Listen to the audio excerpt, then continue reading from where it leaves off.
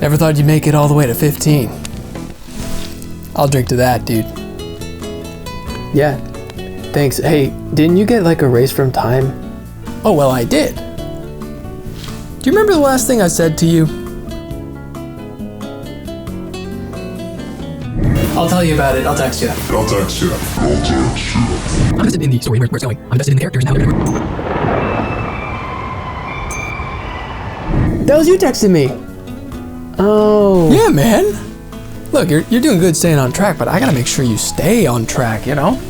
Let me guess, another book. Oh my god, are you serious? Yeah, but you gotta read that after you play the game. Before you play the game, there's other stuff you gotta do. How much more can there possibly be?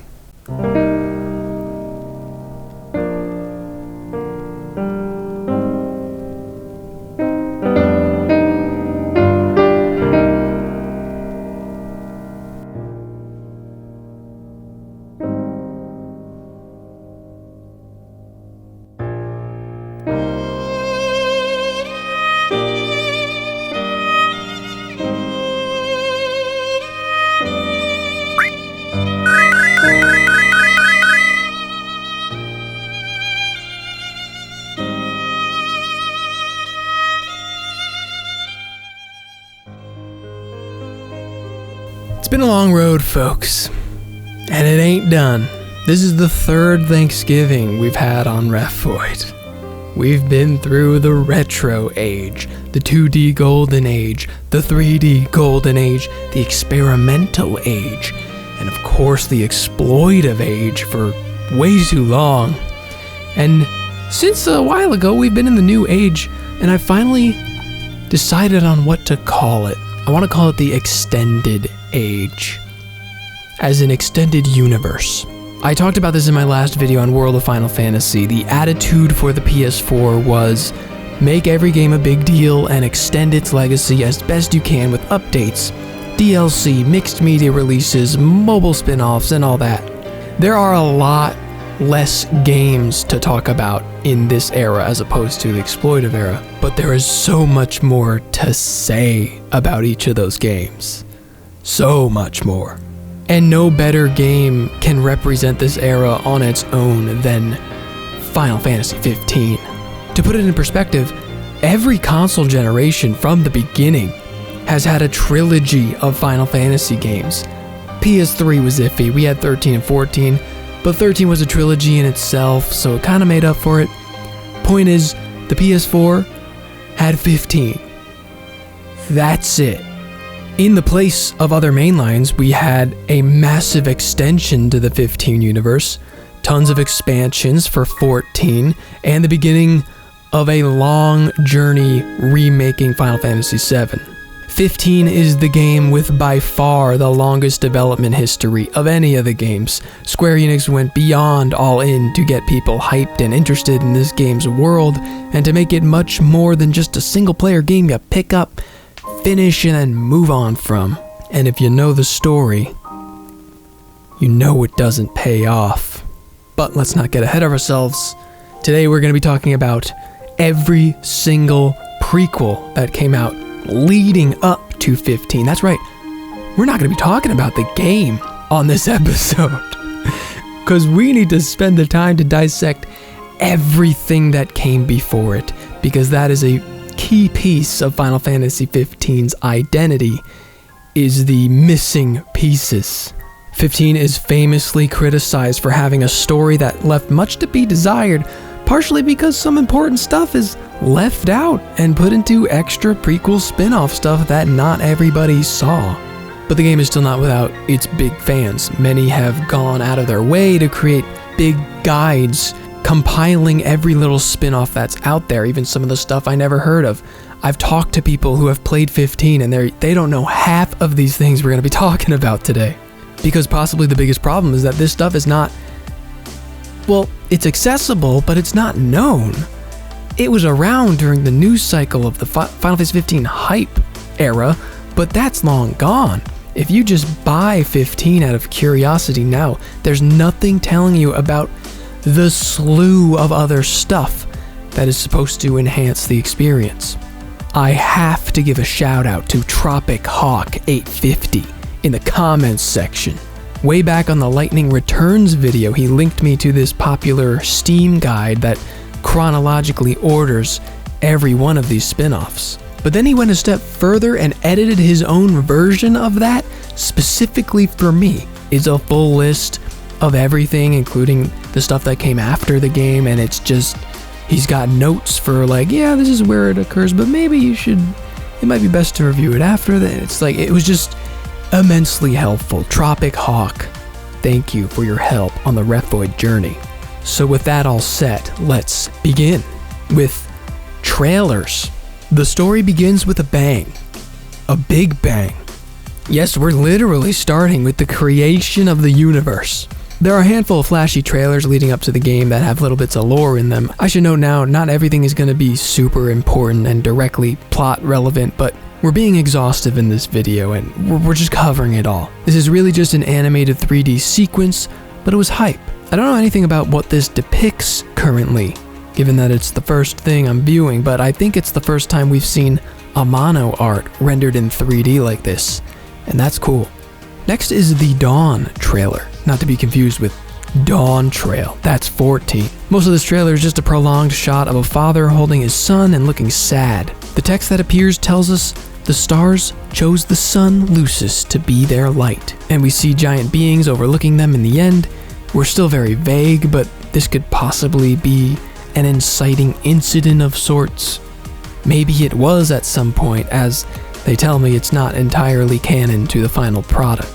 But it still communicates a major theme, the bond of a father and a son. The last trailer we'll look at is the Omen trailer. This is a special 4-minute movie made by the studio that did Kingsglaive. And it's very cool, but you can't make sense of any of it at this stage. It's a horrible nightmare Noctis is having where he's chasing a dog, getting attacked by monsters while trying to save this girl. This was also originally made for an earlier version of the game, so it represents some story elements that are no longer relevant but were retconned into maybe being relevant. Like, Luna and Nox still send each other messages via dog messenger. You still fight Robo Empire guys, but not quite like this. Ah, well, whatever, it doesn't matter, it's a cool trailer. Next I want to talk about a demo that released half a year before the game came out. Platinum Demo, Final Fantasy XV. It wasn't just a demo, it was an entirely exclusive sequence where you play as a young Noctis going through a dream world with his little carbuncle friend.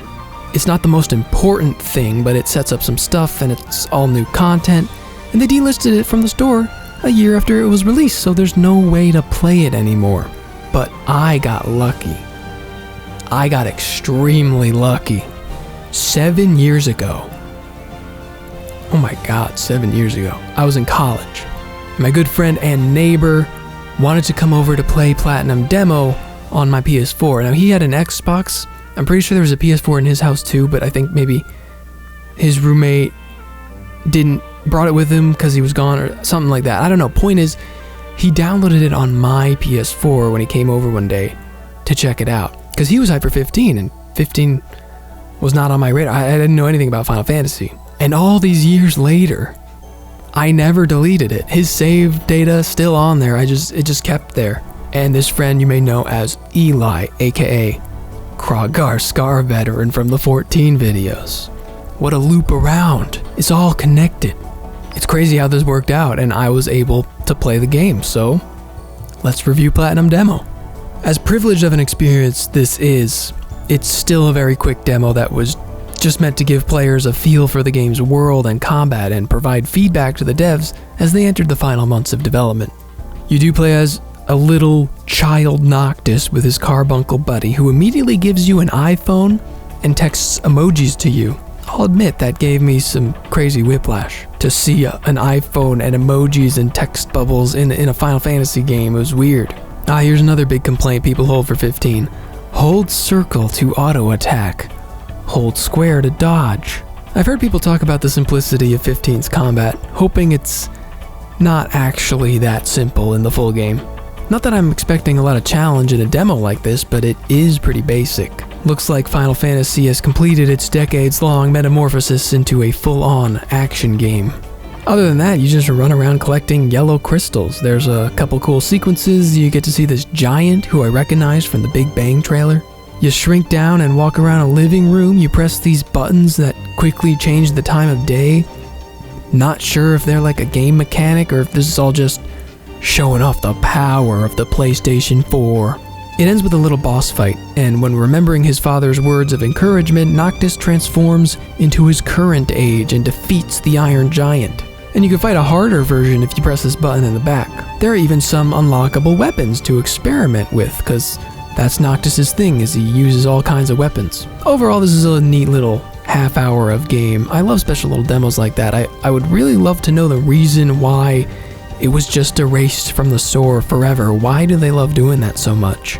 But that's the whole thing. Part of our goal was looking for Noctis' safe space, and at the end we find out the iconic car, aka the Regalia, is the safe space because he inherited it from his dad, and you can always be with your dad if you're riding in his car.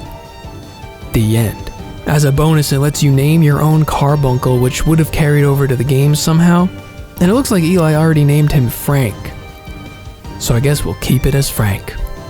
But believe it or not, that was not the only limited release Final Fantasy XV demo out there. And this time I was not so lucky.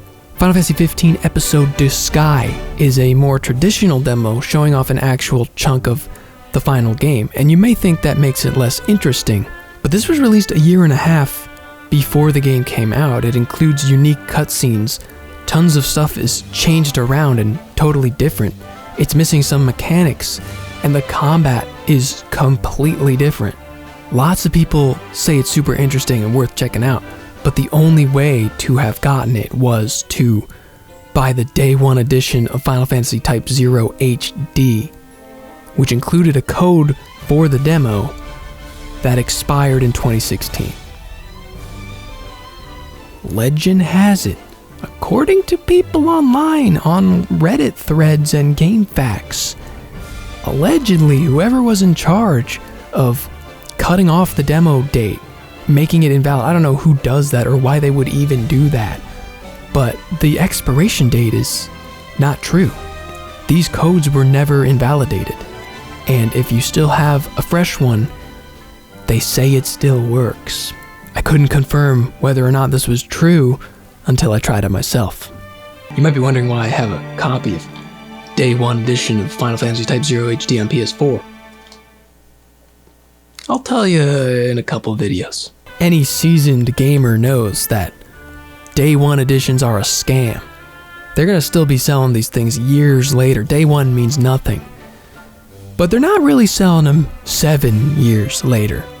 So, eBay was my only option. Alright, Reddit.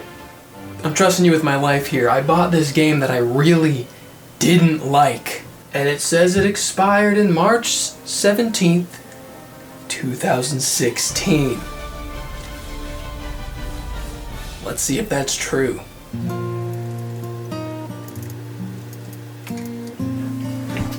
Moment of truth. Here we go. Oh boy.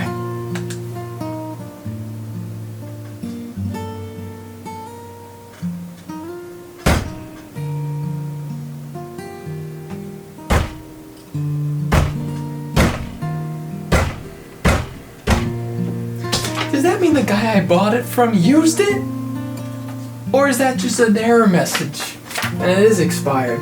Ah. That hurt. That really hurt.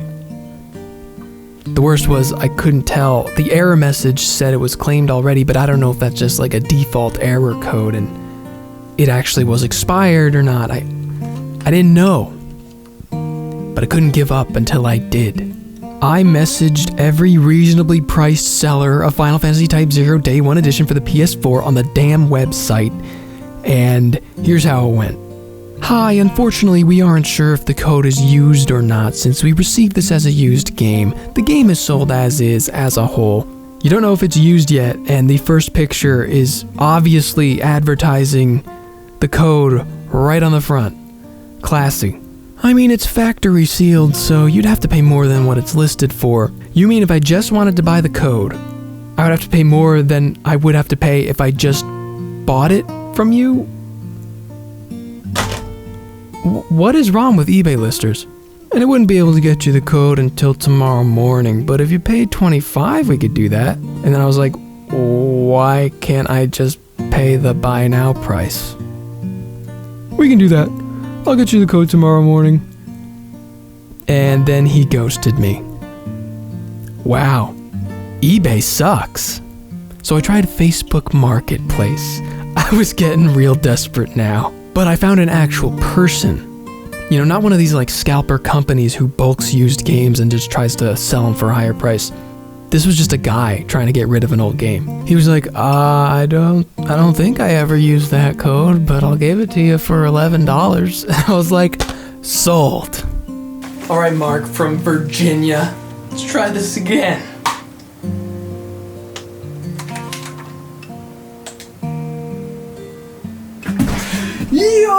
Yoy, there it is! It only took 2 copies of Final Fantasy Type 0 HD Day 1 edition for the PS4. Redeem it. Look at that, there's no art. This is true lost media. There's nothing here. Look at that. That's beautiful. There's only so many of these in existence. Not dying today.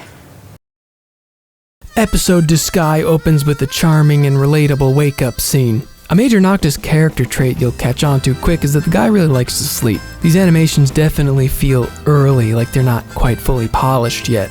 If you played the final game, this is basically the chapter where the game starts to open up. There's a bunch of side quests to do, but the main plot is that the regalia was banged up and the boys gotta earn enough money to pay for it to get fixed and continue the journey. But the only thing that'll pay for it in this demo is the bounty of Dead-Eye Behemoth. Since it's a demo, there are a choice amount of show-offy moments that'll make you go, wow, I should pre-order Final Fantasy XV today. I was pretty impressed with how many lines were recorded for various things. That was one of the highlights. The boys always have something to say about stuff. And I loved how they reacted to fighting the behemoth way earlier than the game wanted me to. They were like, Noct, we should probably leave. One feature that was shown off maybe too much was basically when anyone in your party would yell at you to look at something, you couldn't pass anything, any sign, without somebody saying, hey, Noct, over here. Noct, look over here, Noct. And you have to press triangle, and then he just goes like, yeah. That's all he said. Noct, over here. Yeah. Couldn't walk a few feet without them doing that. It got a little annoying. There's also a bit of that modern gaming unnecessary realism, like I'm trying to run across the map and Noct has to stop to catch his breath. Isn't that cool and realistic? Like, no man, I just kind of want to keep running. And graphically the game looks nice for the time, but yeesh is it pushing the dynamic range capabilities of my decade-old PS4. An interesting feature somewhat absent from the main game are these character tours. I think they were converted into like more basic side quests. But in this game, after resting at a camp, one of the boys will ask you to go on a little morning adventure, just the two of you, before you pack up. And you go on this little quest that will end with the party member getting stronger. It's a cool idea. I don't know if I'll be super bummed to miss it in the main game because the one I did took a lot of time and I kept thinking about how the other guys were missing out on all this XP. But maybe everything in the demo takes long because you don't have the car, that's the whole thing. But the most interesting difference between the two versions is the combat. Salty FF15 fans will stand by it with hot takes such as, the combat in that 3-hour demo had more potential than the actual game. I don't know about that just yet, but let's explain how it works. First of all the buttons are switched around. L1 is defend, X is warp strike, I think B is jump. I had started the actual game at this point, so this was just jumble in my brain. Noctis' whole gimmick, as I said a while ago, is that he can use all different kinds of weapons. In the final game, this means you can equip any weapon and switch to it quickly with the D-pad. In Duscae, you don't switch to an active weapon, you assign weapons to your specific moves. You need to pick your first strike weapon, your continuing basic attack weapon, your heavy attack weapon, your counter weapon, and your mid-air weapon. Basically, the combat always works and controls the same way, but you'll automatically use the weapon you chose for that type of attack whenever you execute that attack. And I imagine they'd have appropriate bonuses when used in certain slots against certain enemies. And you can still pause the game and switch all your weapons around whenever you want to. So that leaves the D-pad free. Instead of switching weapons with the D-pad, you switch your technique, and you scroll through a list that changes depending on your weapon and whoever's around you. Doing tours with one bro will unlock new techniques to use with him, and these techniques use up MP instead of being their own separate gauge in the final game.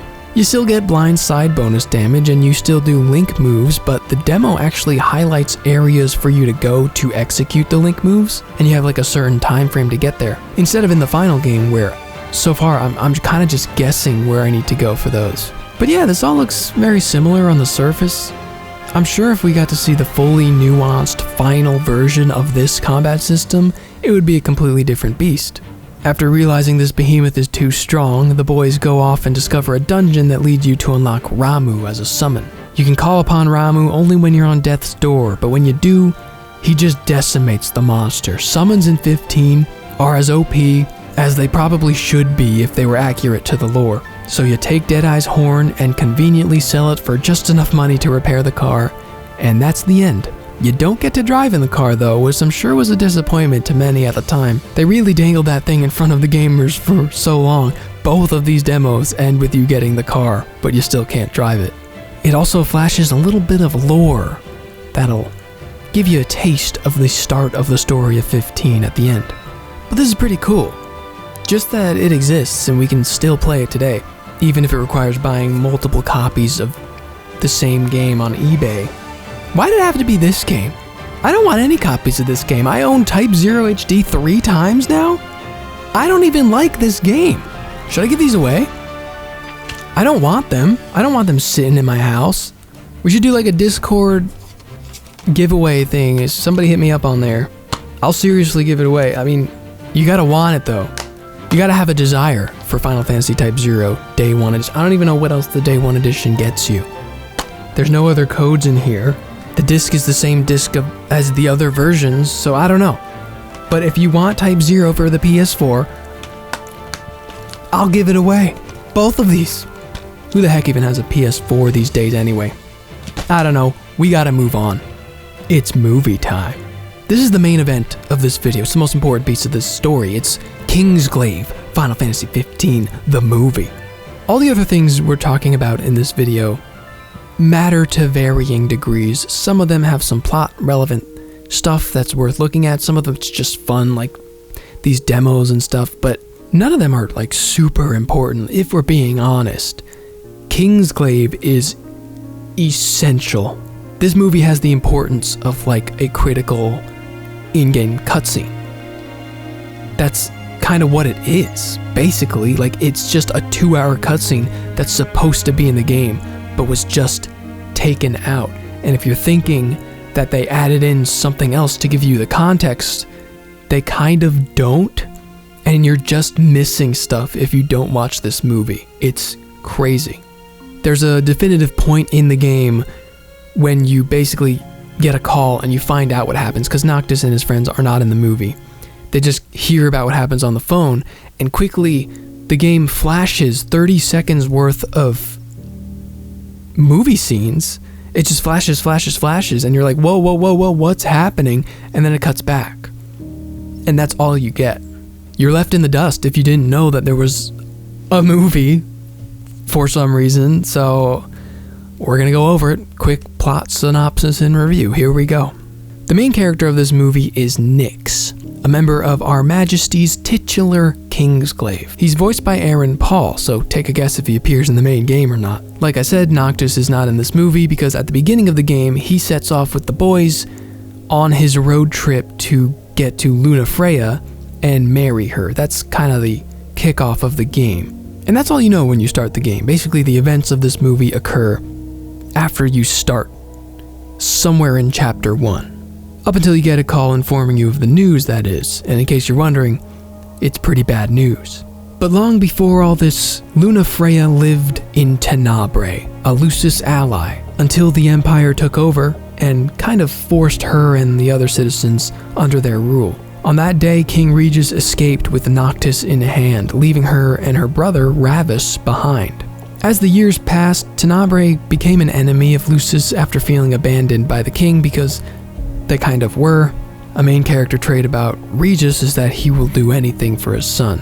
After that, the movie opens with a battle, leaving our Kingsglaive in a weakened state. Arden, aka the main bad guy, Chancellor of Niflheim, shows up to negotiate with the king. Basically, he says, you need to surrender all your territories to us, or else. And the king agrees because he kind of doesn't have a choice. He's losing control of his special God-given birthright powers. He and Noctis have the right to use the Ring of the Lucii, the most important object in the game. He's close to death and it's almost time to pass it down to Noctis.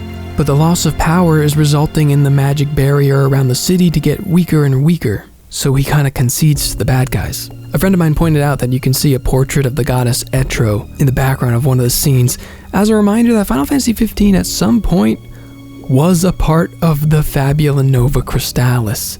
More on that later. Meanwhile, Nyx is on a quest to rescue Lunafreya. During their escape, they basically find out that the treaty signing, the peace quote-unquote agreement and ceasefiring that's happening soon in Insomnia, which is Noctis and Regis' hometown, turns out the whole thing is a ruse, and the Empire is using this opportunity to issue a massive attack on Insomnia. So on their way back to warn the king, the Empire attacks them with an Ultros. I thought there was only one Ultros, but I guess not. So the time comes and King Regis and the Emperor are here to sign the treaty, but both of them kind of know what's about to go down. Surprise! They start attacking and we enter the third act, which is a big old battle. Basically everybody is dying until the two leaders are in a standoff. Nyx and Lunafreya arrive on the scene like, King Regis, look out, they're gonna betray you! And the Empire gets a hold of the Ring of Lucii. Ravis grabs it all smug like you're finally getting what you deserve, and he puts on the ring, but he doesn't have the blood of the king, so it rejects him by severely burning his arm until he takes it off. Then Nyx is like, hey Regis, so you knew about this the whole time and chose to not tell anybody and just save your son by telling him to go on a road trip? And he's like, yes, now go, take the ring and Luna and get out of here while I make my dramatic last stand. And so the king dies. Being the source of magic in the city, everyone else on the Kingsglaive lose their magic power as well, and the Empire continues steamrolling them, while Arden steals the crystal. Yeah, the city has like a very special crystal, and he steals it. On their way out, Nyx and Luna are stopped by Drautos, one of the Kingsglaive, who was actually on the Empire's side the whole time. Nyx decides the only way to stop him and keep Luna safe is to wear the ring himself. And when he does this, the gods appear before him like, oh, this one's not a king either, burn him. And he's like, no, wait. If you don't help me stop them, the Empire will get the ring, so you don't want that, do you? And they're like, fine, you can have the ring's superpowers just to stop them, because once the sun rises, then we get to burn you. And he's like, all right, deal. So there's one last battle where Nyx kills Drautos, he burns away, and Luna sets off on her own with the ring to find Noctis. That is where she's at the beginning of the game. That is her role in the game, is she's the Oracle, so she's like a servant of the gods. The gods need that ring to get to Noctis, so all of that is set up in this movie. The post-credits scene show the four boys driving the car as it breaks down, thinking, oh boy, this is gonna be our biggest problem today. And you'd be just as ignorant if you didn't watch this movie. So, to review this just like as a movie, it's okay. It's kind of cool. There's cool action and stuff, but like, I'm not gonna recommend it as a movie. Like, no one's gonna watch this unless they're gonna play the game, right? There's a lot of cool action, like choreography or whatever you call it. The Kingsglaive all have that throw your weapon and then teleport to it thing that Noctis has. So there's a bunch of cool stuff they do with that. There's like a giant kaiju sequence in the end where this like ultimate weapon guy, I think he's called the Diamond Weapon, fights against giant statues that Insomnia has for defense purposes, I guess, but the statues also have the throw weapon and teleport things, so these massive things are just teleporting in an instant and just like being inside of buildings and crushing them, like just horrifying to think about if you like lived there. Story-wise, it's okay. You know, it's kicking off a story, so the plot within the movie isn't much. The king dying, that was huge. That was a big surprise. I mean, this guy's face is all over marketing and advertisement for 15. He's just not really in the game at all.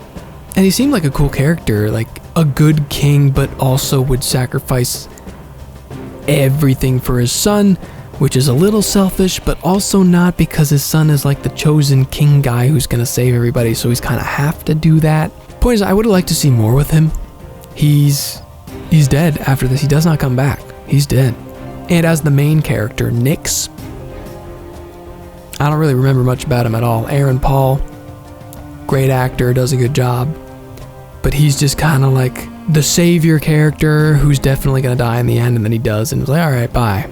Reviewing it as a companion to the game, well, as I explained earlier, it's weird that it's just a companion and not required, not put in the game. Like, yeah, you can't just stop the game and make a player watch a 2-hour cutscene unless you're Hideo Kojima. But this should be like packaged in. I get that you should do what you do with the DLC. You release the DLC and people gotta buy it, or they buy the season pass or something. But then later down the line, every version of 15 kinda comes with all the DLC now.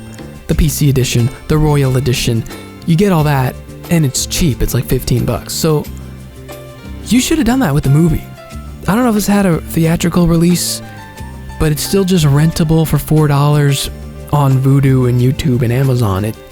You have to seek it out. Nothing in the game even tells you that there was a movie. Like, just, you made your money off of it, right? You're not making that much more in 2023. Just bundle it. Maybe they would have if they didn't just give up on 15, but we'll talk about that in the next video. For those who haven't played, what happens in the game is you just rest at a hotel in the middle of a normal day, and then all of a sudden you see a supercut of the movie with buildings exploding.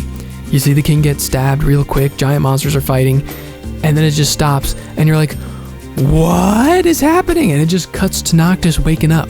Like, morning, everybody. And then Ignis comes through, he's like, I've saw on all the papers, it's true, it's really true. And he's like, what? Your dad died, and your hometown and everybody you known is dead. And he's like, oh man. And that's really all you know. You just know that Insomnia was attacked by the Empire, Dad's dead. But there's a lot of other important things in there too, like the Ring of Lucii, which does not get mentioned in the game until far too late. The first time I saw the Ring of Lucii was in a loading screen tip. I was just playing the game, and it was like chapter 1, so I didn't watch the movie yet. I was just playing, and then I saw the ring, and I was like, that seems important. It says like, yeah, it gives you the power chosen by gods, and it's extremely important. And I'm like, did I miss something? Do I have to go back? Like, did they establish this? No, they established it in the movie, and the game never re-establishes it. At some point, because I was looking out for it, I was waiting for them to mention the ring. I remember the first time they do it, and it's like in the middle of an exposition dump where you're just like, yeah, we got to get to Luna, right? And yeah, and the ring too. Right, the ring too. That's it. They just go, they quickly mention it like, yeah, you know about it, so we don't need to explain it. It's like, but I don't know about it. It's so strange that they did that. It's so important. Luna's role as the oracle for the gods, and her destiny to give the ring to Noctis in his time of need. It's just like, we don't know that's what we're after. We just know we're gonna find Luna. That's crazy. And there's other stuff like how in the game Ravis has a mechanical arm because he wore the ring and he failed. And that's fine, you know, like leaving it up to mystery. They didn't even need to tell us that. And later in the story, we do find out why he got a mechanical arm. So even if you haven't seen the movie, you get the answer. That's okay, but the ring is just like, you gotta tell us about the ring. That's not a mystery, that's not a twist, that's just the thing that we're looking for. It's, alright, at this rate, the actual video on the game is gonna be shorter than this video, so we need to keep moving. Next on the list, phone games. This is Justice Monsters 5, a mobile game that died in less than a year because it was a microtransaction live service game and had no reason to be. The good news is you can find this as a pinball arcade game across the world of 15. As far as I can tell, the game within the game plays just like the app did. You can probably tell by the vertical phone-like orientation of it on the screen. So even though the app game is dead, it's technically preserved in some form. I only messed with it a little, but in my playthrough so far, there are levels to it. You can choose different balls that bounce differently and have different powers. You can level up and get stronger, and you're tasked with basically killing all the monsters on the field. It's a pinball game. There's not much else to say. It's just, hey, this is a game that people love in EOS, which is the world of 15. So there you go, you can play it on your phone too, but only for a year. Believe it or not, there's another in-universe game in 15, and this time the characters actually play it on their phones too. In real life, it died within a year, and unfortunately, there is no version that is playable in 15. So this game is not preserved in any way. But this was Kingsglaive, Wrath of the Dark Dragon, a vertical scrolling shooter that was actually a partial remake of a very old Square game from the NES, Kingsglaive. It was a pretty simple, stage-based game that I'm sure was ruined by its live service microtransaction nature, with a simple story involving you gotta save the princess or whatever. It's only referenced in 15 on occasion. Sometimes when you rest in a caravan or something, Prompto might say, "Haha, alright, time to smoke, you nerds." And Noctis is like, "Oh, in Kingsglaive? You're on." And all the guys hang out and start gaming on their phones during the campfire. It's just funny because no one knows what Kingsglaive is, so it's weird that they would bring back that IP to put within another IP, and it's technically all cross-promotion for a mobile game that doesn't exist anymore. Also, I don't think you could even fight other players in this game. For what I saw, it looks like there are co-op missions, but nothing competitive. So I don't even know what these guys are doing. They're crazy. There's 4 of us, just like in the game. Well, then I gotta be a 5-star character. Hell no. If anyone here's a rare, it's me. Moving on to another more meaty entry in the 15 universe, Brotherhood Final Fantasy XV, a short 5-episode anime featuring the backstory on the 4 boys as they drive off to see Luna. I wouldn't say this is an incredibly important piece of story plot-wise, but I would definitely recommend it if you want to grow more attached to the main crew. There are some great moments between them, like in the first episode when they're at the diner and Ignis is trying to say something serious as Noctis slowly peels the tomato and lettuce off his burger and slowly puts it onto Ignis's plate, and he's just like, "No, stop." That small exchange says a lot about their relationship, in my opinion. There's a lot of cool small touches in this little show that make it totally worth it to me. Most of episode 1 is a flashback where this snake fiend lady almost kills Noctis as a child. It's an important piece of Noctis's backstory, and it doesn't show the rest of it until the last episode. But most of the rest of episode 1 is just introducing the guys, hanging out by the fire, driving together, poking fun at each other. It's the vibes. It's the bro vibes. They get stopped by the Empire and have to fight them off, and it ends with that same snake lady showing up from his childhood to fight for round 2. But that'll continue later. Episode 2 is all about Prompto. He tries taking the wheel for a bit and nearly hits a dog while driving. While nursing the dog's wounds back, it takes him back to his childhood when he did the same for another dog, a special one. This dog turned out to be owned by Luna Freya, Noctis's bride-to-be, and the same one the two of them would use to pass notes between each other. Also, Prompto used to be a fat kid who ate McDonald's like every day. So in finding out this dog has a letter he's supposed to send to Noctis, Prompto decides he's gotta muster up the confidence to make friends with him. But he can't do that if he's fat, so an unaware Noctis becomes Prompto's motivation for working out and eating salads, and he does that all the way until they're in high school, and he's finally fit and confident enough to talk to him, and that's how they become friends. The end. Episode 3 is Gladiolus. The boys kill a big animal for food and some Imperials invade. Seeing Noctis fight triggers a flashback for Gladio. Ever since they were kids, he was in charge of protecting him and training him in combat. He used to kinda hate the kid. He's a tough teacher and he's never been fully satisfied with his performance. One day his sister Iris visits him at work, and while ignoring his princely duties, Noctis sneaks off to get away and runs into Iris, who also ran off and got lost. This is how these two meet for the first time, and the way she sees it, Noct saved her life because she never would have found her way home without him. And since that day, she hasn't been shy about her crush on him. When the king finds out about all this, Noct takes the blame to cover for her, and it opens Gladio's opinion on him. And since then, The two of them have more of an understanding, and they've grown closer together to become true friends. Episode 4 is all about Ignis.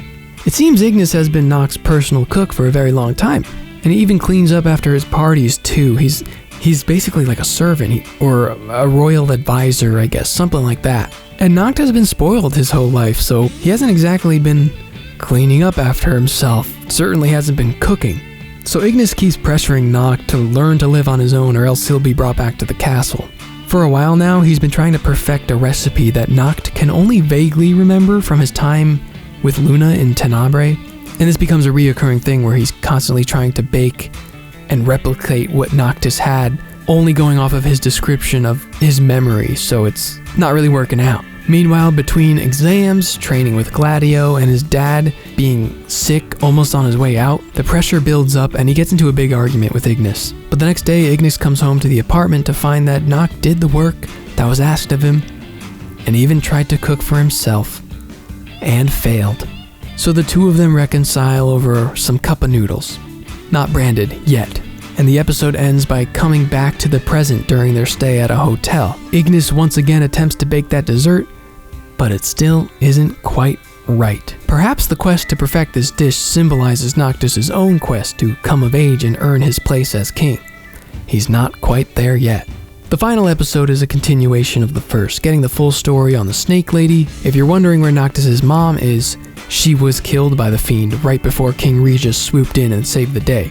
That's why the very sight of this snake again lights a fire within Noctis. So now our boys go full vengeful anime mode and destroy this thing, cutting off all 6 of its arms and then the head. Noct remembers that night his dad saved him and told him he would never let anyone hurt him, in the scene with a carbuncle figure on his pillow. We've seen this scene before, and now we can conclude that when he goes to bed, injured with the carbuncle next to him, this is when the dream that took place in Platinum Demo happens. So the Platinum Demo is canon. With the snake taken care of, the crew continues their drive to Altissia to meet Luna. This technically occurs like in the middle of the game, and that's the weird part because you don't fight a giant Merilith in the game, so that's kind of a big inconsistency, unless I missed it, but why is that side content? You know, that's pretty important. There are also some extra deleted scenes with Luna that are only available if you got the Ultimate Collector's Edition of the game. Luckily, somebody uploaded them. One of the scenes is their very first meeting while Noct is still in a wheelchair from the Snake Lady incident. There are a few flashback scenes like this in the main game, and I remember seeing a wheelchair in the background and going like, who's that for? Who's on the wheelchair? Is somebody hurt? Because you don't know about this Snake Lady thing if you don't watch this anime. We also see her with the ring and being told it's for Noctis and Noctis only. So yes, there are some plot threads that do tie into the game, some important stuff, but for the most part, this is just kind of backstory, flavor for the characters to like them more before even starting the game, and I think that's cool. I really liked it for that reasons. I felt close with these boys before I really got on my adventure. So I wouldn't say absolutely required like Kingsglaive, but I mean, this is an hour and 15 minutes. It's shorter than Kingsglaive. You're jumping into a big open world game. Just like, check it out. It's worth it. Now, I want to quickly run through the pre-order bonus situation that this game had. A lot of people told me it was like a nightmare because there were so many different options and you can only buy the game at one place and you had to figure out which was more worth it than the other ones. Of course, the game had its own Day 1 edition. It had a deluxe edition, a super deluxe edition, a deluxe digital edition, a collector's edition that had a statue, of course. It had all that, but I'm talking about just the stuff you pre-ordered, which was different at every retailer. Pre-order from Amazon, and Prompto got a new camera. I think this was purely cosmetic, but it might have also had some camera bonuses, like a thing that made Prompto take more pictures. Ignis had some recipes to start with. Best of all, though, the travel pack. I noticed in my playthrough that every time I fast travel, or fill the gas tank, or stay at a hotel, it shows the price, and then a 50% discounted version of the price. But it showed it every single time. I was like, where am I getting this discount? How do I not get this discount? It's happening every time. And because that is what the travel pack does, it just gives you an Amazon 50% discount on everything. And it ended up being included with all versions, well, the Royal version and the Windows version of the game. You just have it by default. But now it's so weird because anybody who plays the game, there's this weird inconsistency where it shows a price and then half price. Now, going from $10 to $5 for fast travel is almost meaningless, but the way XP works in 15 is that you bulk it up during the day and then gain it whenever you rest. If you rest at caravans or hotels, you can multiply your gains by 1.2 or 1.5 times, but these cost a little more. Or you can go to a super fancy hotel and get 2 times the XP, but it costs 10 grand. You're just not able to do that all the time. But with the convenience of Amazon discounts, it's 5,000. You can do that a lot more often. As soon as I figured this out, I was actually like halfway through the game, I immediately did like a couple hours worth of side quests. Just bulked and got a crap ton of XP, and just went to the luxury hotel and doubled it, and I just went like, level up. Oh, it was great. And I basically went to that luxury hotel every time I could. But you know, Best Buy gave you a beanie, PlayStation Store gave you a special theme, some skins for the car, that's neat, and like a fishing pack that made fishing easier, or just gave you bonus fishing items. I'm not super sure, but this was also included with the new versions of the game, so everybody gets it anyway. Pre-order from Square Enix and get postcards, physical real postcards from the game that you can look at. Kinda neat. At the time, I don't know if I would have pre-ordered from Amazon, but knowing how much power that travel pack gave you, I definitely would have went with that. Well, I don't know if I would have, because GameStop had a pretty cool one. GameStop gave you a game. A King's Tale Final Fantasy XV is a pixel art beat-em-up, another genre to check off our list of genres, set 30 years before the events of 15. Yes, it is a pre-order bonus. This game, it's a short game, but it's a game and it's just a pre-order bonus. The good news is though, later it was put up on the PlayStation and Xbox stores for free. You know, instead of leaving it lost to time like they enjoy doing. So I was able to play it. And you actually get to play as Noctis's dad for this one, King Regis. And the story is told in a Princess Bride fashion, coming from him telling Noctis a bedtime story about an adventure he used to have long ago with his buddies. The important Crystal of Insomnia was taken from him in a few other areas of the land, so he's got to go and get them back. We get to meet his old crew that mirror Noctis's crew, Wescom, Claris, who's the father of Gladiolus, and Cid. We finally reached a Cid update. He seems like a scruffy, laid-back Cid who probably talks like this. I'm excited to get the real update though in the final game. So yeah, it's a beat 'em up, but there's a little bit more going on combat-wise than I expected in this little 90-minute adventure. You got square for a light attack, triangle for a heavy, circle for a shield bash, and combining those buttons together gets you all kind of combos and tricks to fight off particular enemies. And there's enough enemy variety to get you to use those combos. Certain ones are required to fight certain enemies. You got skeletons, cactuars, bombs, and you can throw the bombs at others, and there's even tonberries who will kill you instantly if you're not paying attention. You get a magic meter and can swap between ice, fire, and thunder, which all have status effects, and they can affect the environment around you. Finally, if you keep your combo up, you can bring your 3 boys in for a special attack or an all-out attack with the whole crew once you max out the meter. It's fun. It's a bit repetitive, but it's a free beat-em-up spin-off game. What do you really expect? I'll tell you what I didn't expect. Ultros to show up again. This guy looks a lot more like he did in Final Fantasy VI. Are he and Gilgamesh on the same level of dimension hopping tomfoolery now? I don't know what's going on here. I don't know what's up with 6 lore. I don't even know if this is technically 15 canon. Or maybe Reggie over here is just making all this stuff up to get his son to go to bed. That's how it ends, by the way. Noctis goes to bed, and Regis promises to read him another story tomorrow. That's basically as much as you'd get out of this game. There are some like extra challenges you can do. There's even trophies. You can collect all the trophies. But that's all the plot you're getting. Not to sound rude, but like, why did they make this? It just seems like a lot of effort just for some extra promotion and pre-order incentive, like this game needed it. It doesn't give us any insight to the story, but it does further establish the bond that Noctis has with his dad. And you get to know the guy a little bit more too. You get to look into his glory days and his relationship with these other characters that I'm sure will be relevant in the main game, right? Is it worth checking out? Yeah, because it's just kinda cool, and it's the only Final Fantasy beat-em-up that exists. Plus, when the PS4 and Xbox One stores eventually, inevitably die, this will go along with it, and I guarantee you Square isn't gonna care. So at the very least, maybe just download it if you're a fan of the series. Holy mother of Etro, we're almost done. I am exhausted. There's one more thing we have to talk about. An audio drama. Japan loves their audio dramas, but they never come out west. This is a prologue. It's called Prologue Parting Ways. This is the latest thing in the prequel. This is as late as it can get because it leads right into the start of the game.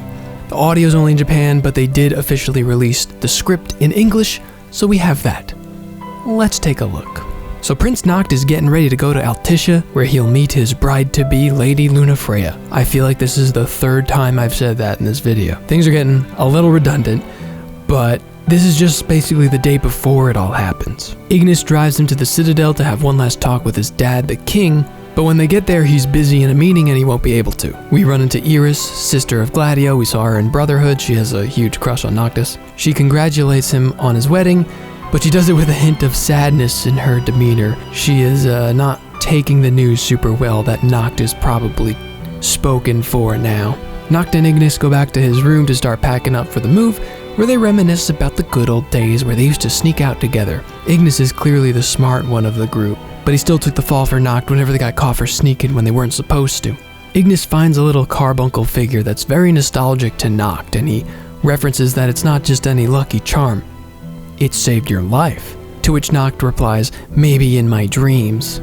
This is once again referencing the Platinum demo where this figurine is placed next to him when he's sleeping, and it brings a carbuncle into his dream to protect him from the bad guys. So yes, once again, this dream is canon, but does it have any in-universe meaning? I don't know yet. Then we jump to a new scene that focuses on Gladio and his dad, Clarus. They're talking about the ceasefire that's going on that'll be happening around the treaty signing tomorrow. This treaty signing is changing Clarus's duty as a Crown's Guard for the day, but he reminds Gladio that his duty is still the same, to protect Prince Noctis. Then Prompto and Cor walk in the room. Prompto is here to continue his training with the Crown's Guard, because apparently he's signed up to protect his buddy. And when the two younger boys leave the room, the adults start talking about the bigger things. They discuss concerns regarding the treaty signing that will involve the Crown's Guard essentially not guarding the crown, but this is what the king decreed and he made the decision already. The Kingsglaive is equally upset at the terms of the ceasefire, and clearly a situation is boiling in the kingdom. I hope the Empire isn't setting a trap or anything. Meanwhile, Iris calls Noct, welling up in tears, and he's just like, what's going on? And she says, just be careful out there. And then she hangs up. So I think she still feels bad about the whole thing, that poor girl. As it gets later into the night, we check in on Regis, who finally leaves that unending meeting. He has a heart-to-heart with Clarus about the hardships of being king, feeling bad about missing his son today, and again being vague about whatever the heck is going to happen tomorrow. This all confirms that, yeah, Regis did know about everything that was going to happen tomorrow, and he just chose to put his son out on his adventure to avoid the whole mess. And he feels bad that he didn't have that final talk. The next morning, the boys roll out of bed and get ready for the big day. The end. This was a very quick but enjoyable prologue. I feel like I got to know everybody important just enough to not be completely blind to the world before starting the game. At least that's what I originally thought, because I did read this before watching Kingsglaive or Brotherhood. Having seen those, this is like super redundant. There's a couple little things like Regis's last moments basically is heart to heart. That's nice. The guy's hanging out in the room, packing up. It's just a little more, but story-wise, it's covering the same thing that has been covered already. It feels a little redundant, but it's a super quick read. Why not, right? If you want to get the full picture, if you want every little piece, why not just read this? It's super easy. But I am so tired. There's just been so much I just want to play the game. All this extra stuff is it's getting in the way now. I just want to play it. And this is it. This is every prequel. Technically. There is one more thing I want to talk about though. Can we truly call this an all-encompassing video about 15's history if we don't talk about Versus 13? I mentioned in the Kingsglaive section, we have that painting of the goddess Etro in the background of one of the shots, calling back to the 13 origins of this game. Versus 13 in particular has a deep history. If you don't know, Versus 13 is what Final Fantasy 15 was before it was Final Fantasy 15. This game was being developed before 13 even came out. I don't even know why it was called 13, aside from sharing the lore. I think they were really just going super deep with the Fabula Nova Crystallis. They thought it would be the biggest thing, and then of course that died. But this is one of those stories that you can do an entire video on just Versus 13, and people have. You can find those videos going all the way through the history and the legacy and all that. This video is long enough. I'm just going to talk about the stuff that I thought was cool. And the first thing I thought was cool was the fact that this game was barely developed for so many years. It was in pre-production for like 5 years or more, and all we got was an occasional E3 trailer that looked cool, and everybody attached to it like, this looks amazing. And Nomura would say stuff about it that would pique people's interest, and all the characters looked so cool. But the reality was, it was never really anything. It never got into like full-scale production. People have martyrized this non-existent game since 15 came out. Like, I can't believe Versus 13 died for this. When it seems the truth to me was that it was just shrouded in the worst possible development hell, changing direction every few months, according to one of the developers. Having a lot of cool sounding ideas and being unable to follow through with them, only showing very cool concept trailers to the public every couple of years. Yeah man, these trailers are sick, but even at the time they were shown, there was no gameplay that reflected what we were seeing. Anything they showed was just like a scripted sequence they made to show. There was never a game.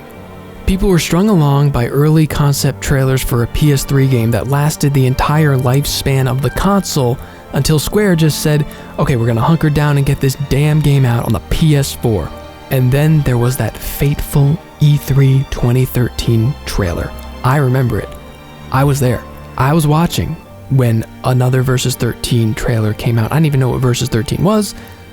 Like I said, Final Fantasy not on my radar even close at the time. Action-packed, so much going on, seeing all these characters again, and the trailer ends with Final Fantasy Versus 13, and then it goes like, and then one of the characters is like, it's time for something new, and then it says 15. It's actually 15 now. Boom. Ironically, most of the stuff in this trailer doesn't show up in the final version anyway. But this moment still reflected a reset in scope and focus of the project and started us on a path to a new game that just used a lot of the concepts from that old one. The problem was, people thought that when 15 came out, it would be that game they imagined in their head that Versus 13 would be.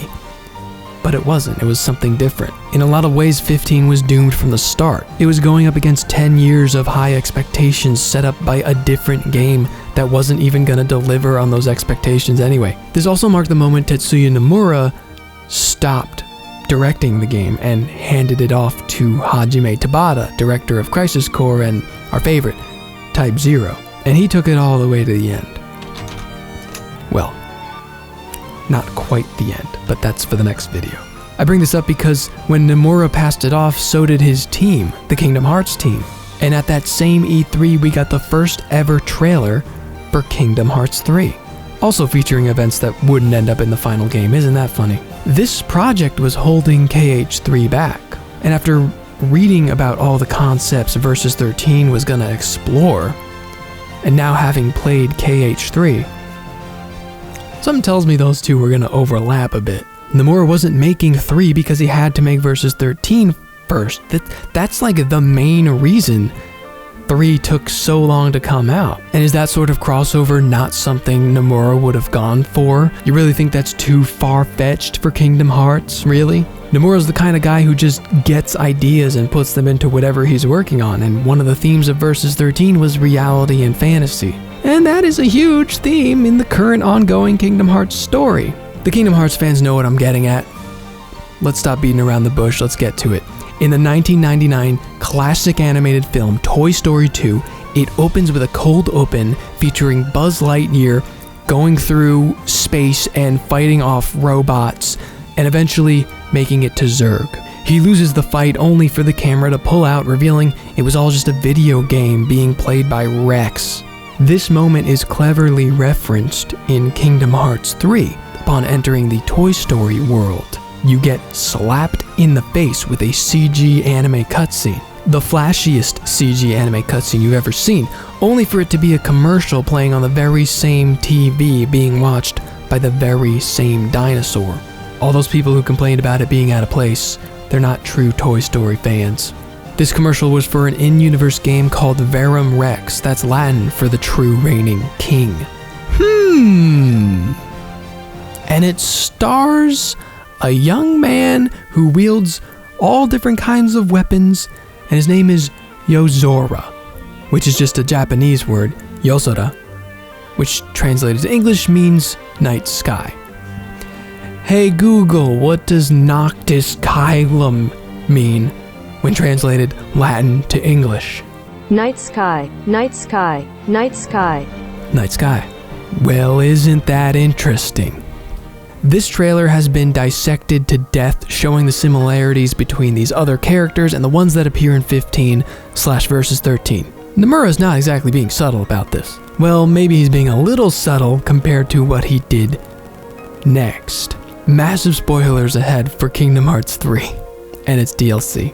The DLC for Kingdom Hearts 3 brings Sora to a one-on-one battle with Yozora in maybe the most difficult story required boss fight I've ever encountered in a game. There's 2 different endings, one for losing and one for winning. The lose ending shows Sora getting frozen in crystal, similar to those who fulfill their focus in 13, but both endings place Yozora in the back of a car in a complete shot-for-shot recreation of a trailer from Versus 13.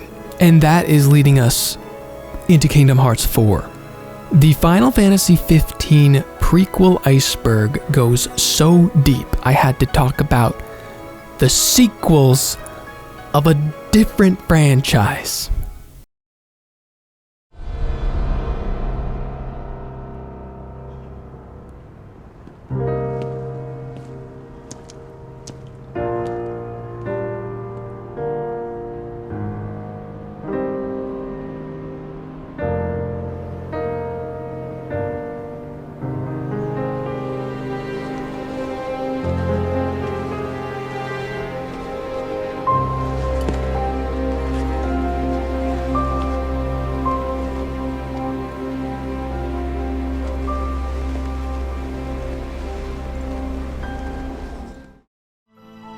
Versus 13 will continue to live on in any form it can by Tetsuya Nomura's sheer will. And maybe it's better off this way. We never got to know Noctis, the original version, Nomura's Noctis. But I still have a feeling he was meant to meet Sora at some time. After all, Noctis Caelum means night sky, and Sora means sky. They're 2 sides of the same coin. Whatever people imagined Versus 13 would be, would always be better than anything Final Fantasy 15 could have given us. It's like, imagine if Death Stranding never came out, and we just had those little short films that Kojima made, and a little bit of gameplay, and like the hints of what the game was gonna be, but it never came out. It was canceled or something. Sony was like, no, we're not funding this. It would be a legend forever. People would never stop talking about, oh, they didn't let Kojima do it. They didn't let him make his true passion, Death Stranding. We never got to see it. Could you just imagine how that would have been? But we're living in the timeline where that game came out, and it was like a walking simulator. It's kind of cool. But you see what I mean? But okay, we're done. We're done talking about 15 prequels.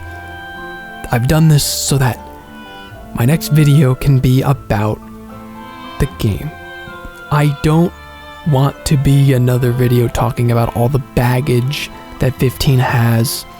I'm learning this as I go. I get that it was a super insanely messy development history, and then all the stuff that came later. I just wanted to get it done, explained, reviewed, so when I make the next video, I can just talk about 15 and the DLC and the book. Alright, well, there's still extra stuff. Okay, whatever, and I gotta go. This has been too long.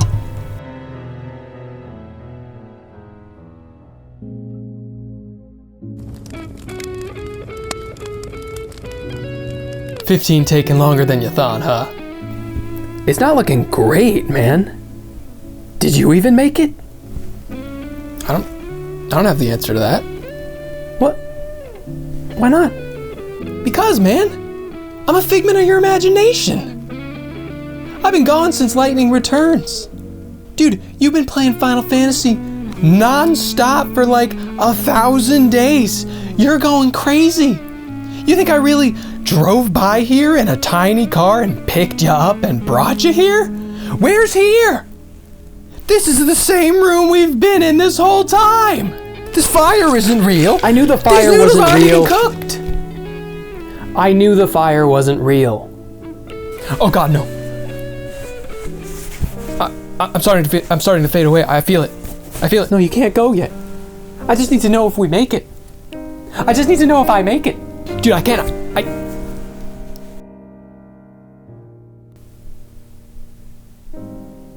I'm gonna die.